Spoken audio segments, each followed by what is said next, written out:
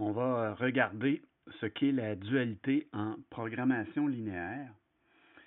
Et pour en parler, il faut d'abord faire un petit retour sur une solution optimale lorsqu'elle existe. Ça fait en sorte que la fonction économique va être soit maximale, soit minimale, selon qu'on est en maximisation ou en minimisation. Ça, c'est ce qui nous intéresse généralement parlant lorsqu'on fait la résolution d'un programme mathématique linéaire.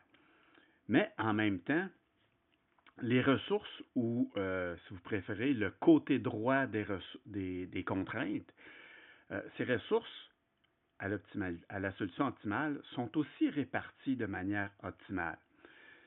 Ça signifie qu'on obtient, oui, le maximum ou le minimum de la fonction économique, mais en même temps, on obtient le meilleur arrangement pour ce qui est des ressources du programme mathématique.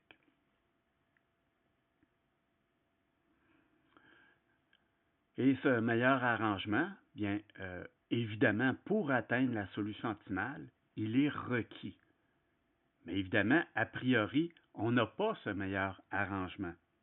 Donc, on brasse, excusez l'expression, là, on brasse le programme mathématique, exemple avec le simplex, on obtient une solution optimale, évidemment si elle existe, et on a la valeur de la fonction économique, soit maximale, dépendamment si on maximise ou minimise.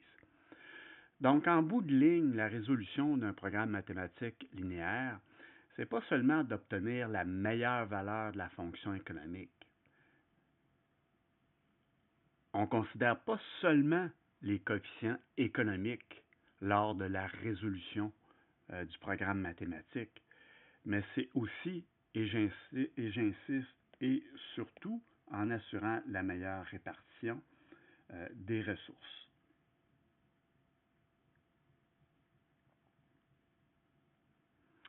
Alors, il faut prendre en considération cette valeur des ressources lorsqu'on est en résolution du programme mathématique. Mais je répète, on ne connaît pas cette valeur des ressources avant d'atteindre la solution optimale.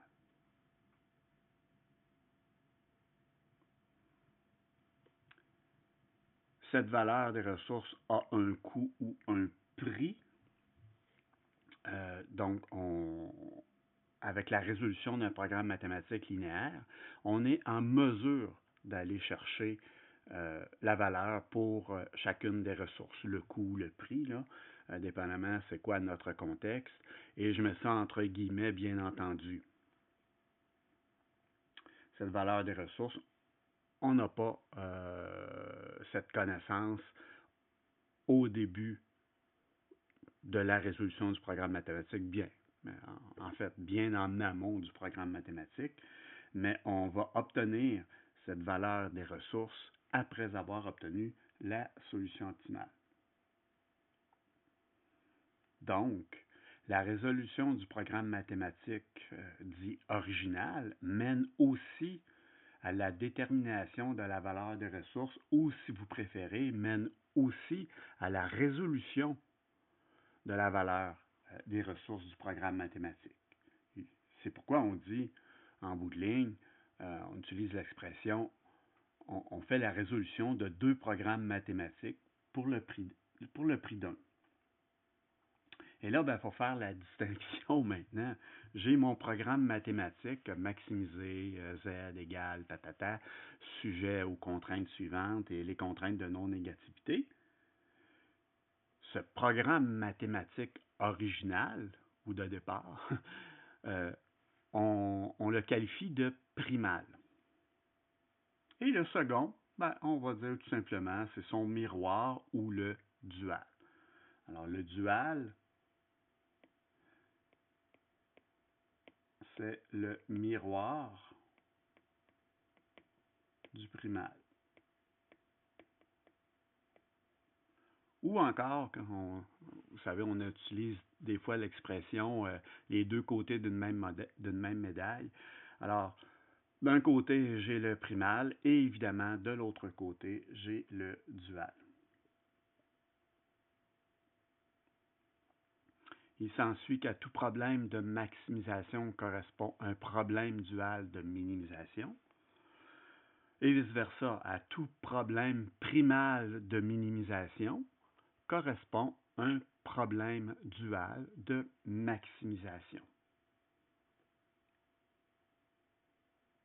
Alors, pour faire la correspondance entre le primal et le dual, dans le recueil de texte, j'ai indiqué à tout programme mathématique primal du genre suivant, c'est-à-dire maximiser Z égale la somme du produit des coefficients économiques par la valeur des variables principales, sujet aux contraintes, donc les coefficients technologiques par les valeurs des variables principales, plus petit ou égal au côté droit des contraintes et la non-négativité. Bien, à tout problème de ce genre, si on maximise une fonction, le dual, on minimise une autre fonction.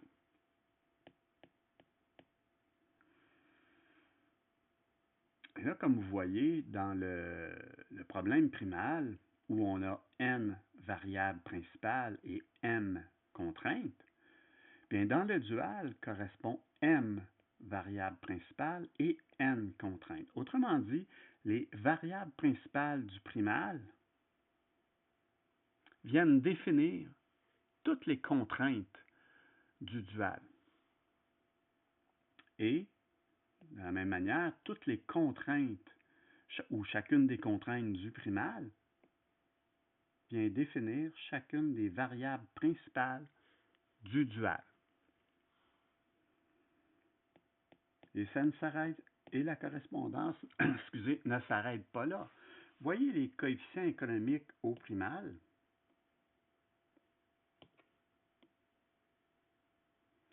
Ils servent comme côté droit des contraintes au dual.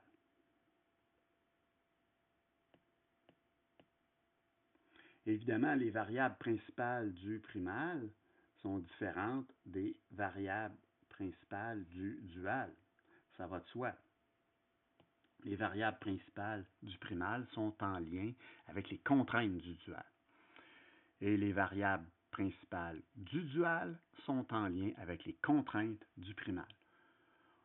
Ah, on dirait qu'on joue sur les mots beaucoup, hein? Effectivement. Remarquez que du point de vue des coefficients technologiques maintenant, bien, on a les mêmes coefficients technologiques dans le primal et le dual, mais la matrice est comme pivotée. La matrice des coefficients technologiques du primal est comme pivotée pour devenir la matrice des coefficients technologiques du dual. Une autre chose, ici, on maximise au primal, donc on minimise au dual. J'ai des contraintes de non-négativité. Au primal, ça ne veut pas dire que j'ai des contraintes de non-négativité au dual, car les variables principales du dual sont liées aux contraintes du primal. Alors, il faut faire attention lorsqu'on définit notre dual à partir du primal.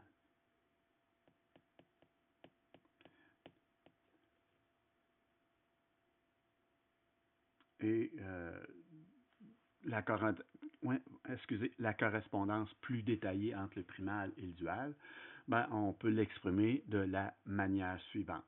Bon, pour l'instant, la colonne problème primal, elle est définie par une maximisation de la fonction économique. Ce qui fait que la colonne du problème dual est évidemment en regard de la minimisation de la fonction économique du dual. On l'a dit précédemment, le nombre de variables principales au primal correspond au nombre de contraintes du dual. Ça va bien. Les coefficients économiques du primal deviennent le second membre des contraintes au dual. C'est ce que j'ai dit précédemment. Et maintenant, pour ce qui est du sens des variables principales, puis des contraintes. C'est là que ça fait toute la nuance entre le primal et le dual. En fait, si toutes nos variables principales du primal sont toutes non négatives en expression, toutes les contraintes du dual sont de sens plus grand ou égal. Mais on peut regarder ça aussi variable principale par variable principale du primal. Une variable principale du primal qui est supérieure ou égale à 0, à cette variable principale correspond une contrainte au dual de type supérieur ou égal. Par contre, une variable principale au primal qui peut être 0 ou négative, eh bien, au dual correspond une contrainte du type plus petit ou égal. On peut très bien avoir aussi une variable principale au primal de signe quelconque. La contrainte correspondante au dual est de type une équation. Du côté des contraintes, le nombre de contraintes au primal à ce nombre correspond le nombre de variables principales au dual. Les seconds membres des contraintes au primal deviennent les coefficients économiques des variables principales du dual. Et maintenant, le sens des contraintes. Là aussi, ça se joue. En fait, c'est comme le contraire des variables principales du primal pour les contraintes du dual. Si toutes les contraintes du primal sont de sens plus petit ou égal, toutes les variables principales du dual sont supérieures ou égales à 0. Mais pour une contrainte quelconque, évidemment, on pourrait dire pour une contrainte quelconque du type plus petit ou égal, correspond la variable principale dual plus grand ou égal à 0. Ça va de soi. Mais ça se peut qu'on ait une contrainte au primal qui soit de type plus grand ou égal. À ce moment-là, correspond une variable principale au dual non positive, donc 0 ou inférieur à 0 pour cette variable principale au dual. Et pour une contrainte au primal de type équation, donc de sens égal, correspond une variable principale au dual de signe quelconque. En fait, c'est un peu comme ce qu'on avait un petit peu plus haut. Au dual, pour une contrainte de type équation, correspond au primal une variable principale de signe quelconque. Pour ce qui est des coefficients technologiques, bien, les coefficients en colonne des variables dans les contraintes du primal deviennent les coefficients en ligne des variables dans les contraintes. On peut faire le même tableau et dire mon problème primal, c'est une minimisation, puis mon problème dual devient une maximisation. Dans les faits, vous avez juste à remplacer problème primal ici par problème dual et problème dual ici par problème primal.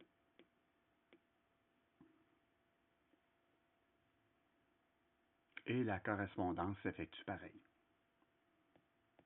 Et comme on dit, le dual du dual est le primal.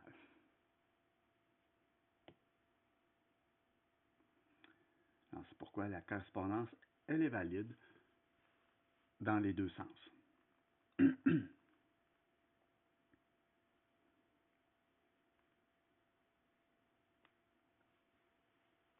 Dans notre exemple pour le simplex, notre fonction à optimiser, on cherchait à maximiser Z égale 100x1 plus 120x2, sujet à 3 contraintes. Maintenant, replaçons ça dans un contexte un petit peu plus pratico-pratique. Exemple en production, on pourrait chercher à maximiser le profit en dollars. Évidemment, x1 puis x2 seraient exprimés en unités, ce qui fait que 100, comme coefficient économique pour x1, serait le profit unitaire de x1 et 120 serait le profit unitaire de x2. Sujet à 3 contraintes de capacité de production, capacité dans chaque département, assemblage, vérification et empaquetage. Donc, on voit ici nos coefficients économiques sont exprimés en dollars par unité. Notre variable principale est exprimée en unités. Et puis, pour ce qui est des contraintes, nos contraintes de capacité sont exprimées en heures. Et comme nos variables principales sont exprimées en unités, il faut évidemment avoir les coefficients technologiques en heures par unité. Ça tient la route. Puis on a nos contraintes de non-négativité. Alors, quel est le dual? Ici, on maximise. Au dual, on va minimiser. Puis on va exprimer au dual W comme expression de la fonction au lieu de Z qui est au primaire. Maintenant, j'ai ici deux variables principales. J'aurai donc au dual deux contraintes fonctionnelles. J'ai ici trois contraintes fonctionnelles au primal. J'aurai donc trois variables principales au dual. Et comme au primal, mes contraintes de non-négativité sont exprimées, donc mes deux variables principales sont supérieures ou égales à 0, il s'ensuit que chaque contrainte va être du type, au dual, chaque contrainte va être du type plus grand ou égal.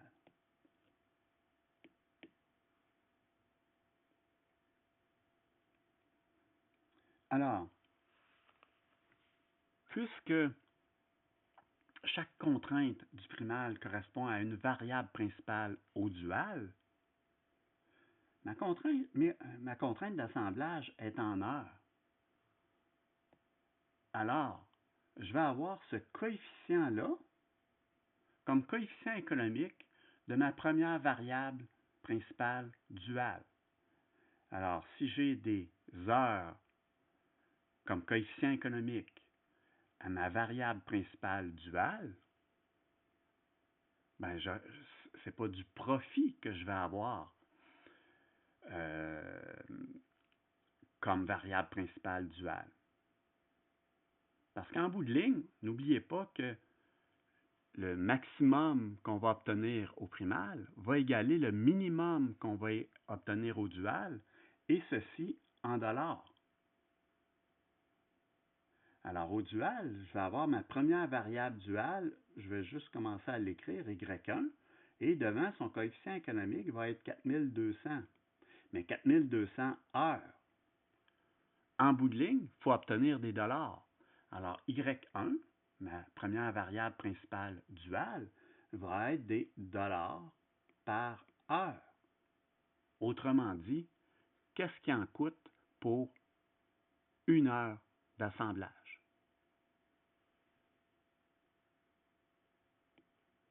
Quand on fait toute la correspondance, on obtient l'expression, le programme mathématique suivant, qui est sous forme linéaire encore une fois. Et on voit que les contraintes fonctionnelles, le côté droit, bien, correspond au coefficient économique de nos variables principales du primal.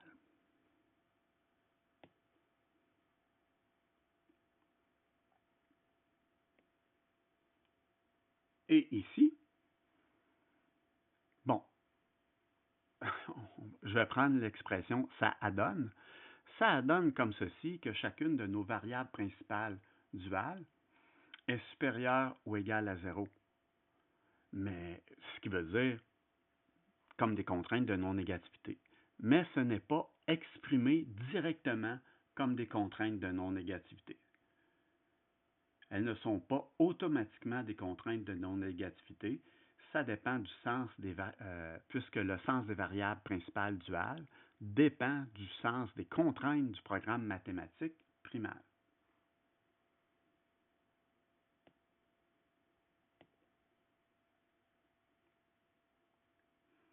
Ensuite, bien, on constate que notre dual en a un de détermination de la valeur des différentes ressources pour ces variables principales, exprimées par y1, y2, y3 ici. Et quand on effectue la résolution du dual avec le simplex, parce que c'est pas plus compliqué à utiliser au dual qu'au primal, en transformant évidemment le programme mathématique de la forme canonique à la forme standard, bon, on a deux contraintes plus grandes ou égales, alors on soustrait deux variables d'écart et on ajoute deux variables artificielles, une pour chacune des contraintes. Et comme on est en minimisation, il s'ensuit que les coefficients économiques des variables artificielles sont très grands, très positifs. Et la solution donne exactement la même chose. Comme vous voyez, on obtient W égale 136 000, le Z étoile. Au primal, c'est 136 000. On obtient au primal X1 égale 1000. N'oubliez pas qu'au dual, ça correspond à la première contrainte, donc la première variable d'écart du dual. Même chose avec X2. Au primal, ça égale 300. Au dual, ça correspond à la deuxième contrainte. Donc ici, la deuxième variable d'écart du dual. La solution du primal donne aussi x4 égale 500, c'est-à-dire la variable d'écart de la deuxième contrainte fonctionnelle. Bien, la deuxième contrainte fonctionnelle correspond à la deuxième variable principale au dual, donc à y2. Et y2, on a une certaine valeur ici qui est 500. Le lien est vraiment de cette manière-là. Alors, comme vous voyez, ou vous pouvez vous en rendre compte, ce qu'on obtient au primal, comme valeur des variables principales et d'écart, ça correspond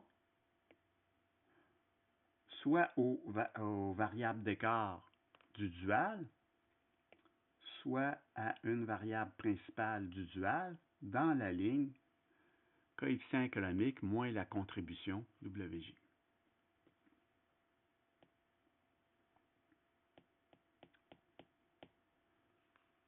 La solution du primal, ça faisait en sorte que les contraintes 1 et 3 étaient saturées, donc pleinement remplies. Bien, les contraintes 1 et 3, ça correspond à Y1 ici et à Y3 ici. Et par pleinement saturé, c'est qu'il n'y a pas d'écart. Par contre, il y a quelque chose, une quantité qui correspond à ces variables principales duales, donc qui correspondent aux contraintes 1 et 3 du primal. Il y a quelque chose qui est là. Alors, cette quantité, je mets ça en guillemets, elle signifie quelque chose.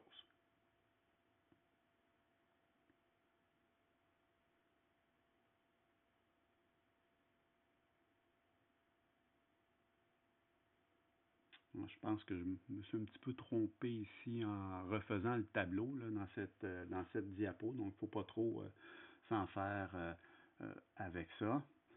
J'ai fait un dupliqué probablement. Enfin, c'est des choses qui arrivent.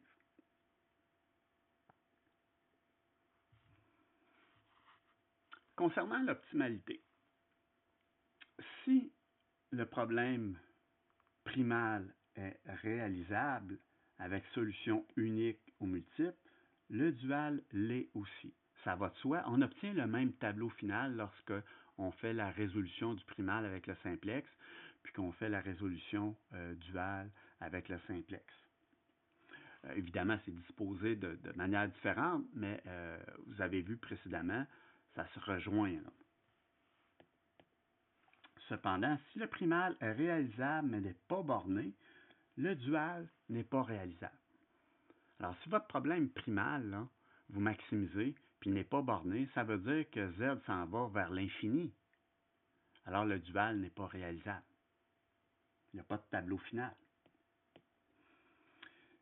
Si le primal n'est pas réalisable, ben là, le dual, ça se peut qu'il soit réalisable et non borné, ce qui est l'inverse de ce qui est affirmé ici.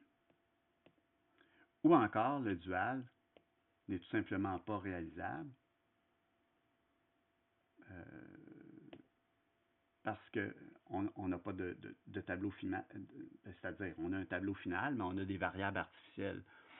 Donc, le dual ne sera pas réalisable, bien entendu. Quand on parle de coût réduit, c'est une notion qui est liée aux variables principales. Alors, si une variable principale est hors base à l'optimalité, son introduction dans la base rendrait la valeur de la fonction économique comme étant pire que ce qu'on obtient. Donc, la solution optimale fait en sorte qu'on ne veut pas cette variable principale dans la base, dans le tableau final. C'est pourquoi elle vaut 0 à ce moment-là. Mais on pourrait être tenté à forcer son introduction. Ben, si on fait ça, puis qu'on est en maximisation, ben, par rapport à ce qu'on a obtenu, qui est maximum, ben, le maximum va diminuer. Et si on est en minimisation, le minimum qu'on a obtenu va augmenter. C'est pourquoi on dit qu'il existe donc un coût qui est associé à une variable principale hors base à l'optimalité. Et c'est ce qu'on appelle le coût réduit. Bien, en fait, c'est ça qu'on a obtenu précédemment. Alors, où est le coût d'une variable principale? C'est la valeur CJ moins ZJ, la variable principale en valeur absolue. C'est 0 si la variable principale est dans la base à l'optimalité. Elle a déjà contribué à se rendre là. Avec notre tableau final du primal, on voit que x1 puis x2 sont dans la base à l'optimalité. Donc, les deux contribuent pour atteindre 136 000. Mais leur coût réduit respectif est 0.